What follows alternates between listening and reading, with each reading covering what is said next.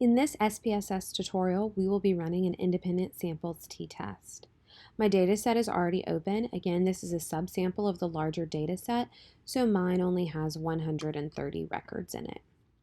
In order to run your independent samples t-test, you'll go to the Analyze menu, and then under the drop-downs, go to Compare Means, and then select Independent Samples t-test. Your menu will come up, and here we are interested in cumulative GPA and semester GPA, and seeing whether the cumulative GPA between males and females differs, and then seeing whether the semester GPA between males and females differs. So our test variable is going to be our cumulative and semester GPA, and you can see the ruler in front of each of those variables. This indicates they are on a scale measure. Gender, which is a nominal categorical variable, has the three colored dots in front of it. But we're going to select gender and we're going to move it into our grouping variable. That's how we tell SPSS who our groups are. So we're going to define our groups because you can see we have two question marks here. So we'll click define and then we get our define menu. So group 1, we're going to give it a number 1, and group 2, we're going to give it a number 2 because those are the values that we used in our data set. Had we labeled females of 0 and males with 1, we would put 0 and 1. In our data set though, females are 1 and males are 2, so those are the two we're going to use. Then you'll click continue and you can see that group 1 and group 2 are going to be our grouping variables. At that point you'll click OK and you can see our output. At the top we'll have our group statistics, and in our sample here we have 75 females, 55 males.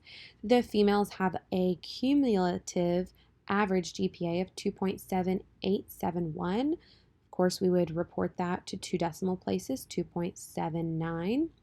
And the semester GPA for males is going to be 2.6956.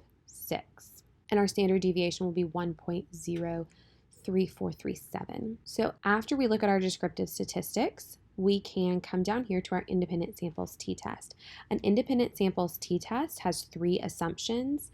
It has the assumption of independence of the sample, normality of the distribution, and equal variance. So the first thing we're going to do before we actually look at our output for the independent samples t-test is see if we meet that third assumption, the equality of variances.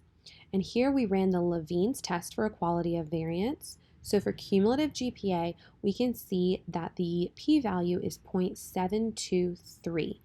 And for semester GPA, the p-value is 0.378. In Levene's test for equality of variance, the null hypothesis is that both groups have equal variance. So because we failed to reject the null since our p is greater than 0.05, we do meet the assumption of equal variance and we'll use the top row when looking at our output for our independent samples test. So since we met the assumption, we can go over here and we will see that for cumulative GPA, we have negative 0.137 as our t value with 128 degrees of freedom and a significance level or p-value of 0.891. In semester GPA, again, we're going to use equal variance as assumed since we did fail to reject the null hypothesis of Levene's test for equality of variance. So our t-value will be 0.099 with 128 degrees of freedom and a p-value of 0.921. So based on this output, our null hypothesis was that there is no difference in the average cumulative GPA of males compared to females, and we failed to reject that null hypothesis, indicating that we found no statistically significant difference between the cumulative GPA of males and females. Down in the semester GPA, again, our p-value is 0.921, which is greater than 0.05. Our null hypothesis was that there is no difference in semester GPA of females and males. We failed to reject that null hypothesis, indicating that there is no statistically significant difference between the semester GPA of females and males.